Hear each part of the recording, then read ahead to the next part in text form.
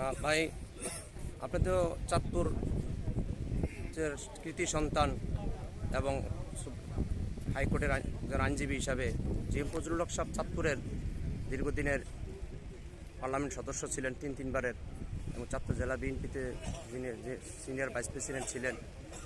আপনার এলাকার হিসাবে আপনি একটু। ধন্যবাদ। আমি ওনার সাথে মূলত 10 বছর কাজ করেছি। ওনার রাজনৈতিক উপদেষ্টা হিসেবে ওনার সাথে আমি কাজ করেছি। পার্লামেন্টের বিষয়গুলি আমি দেখতাম এবং উনি একজন দক্ষ পার্লামেন্টারিয়ান ছিলেন এবং উনি খুব সজ্জন ব্যক্তি ছিলেন এবং রাজনৈতিক কর্মী বান্ধব ছিলেন। ওনার সংস্পর্শে যারা এসেছে তারা সবাইকে উনি যাকে যেভাবে হোক তাকে সেভাবেই উনি স্বাবলম্বী করার চেষ্টা করেছেন। উনি অত্যন্ত জনগণের কাছে প্রিয় ছিলেন এবং শ্রদ্ধাভাজন ছিলেন। আমরা ওনার মাগফিরাত, রুহের বিদেহী আত্মার মাগফিরাত কামনা করি। আল্লাহ যেন ওনাকে ভালো রাখেন, ব্যস্ত নসিব করেন এবং একটা ভালো দিনে উনি দুনিয়া থেকে চলে গেছেন। আমরা সবাই তার শুভকামনা করি। আচ্ছা।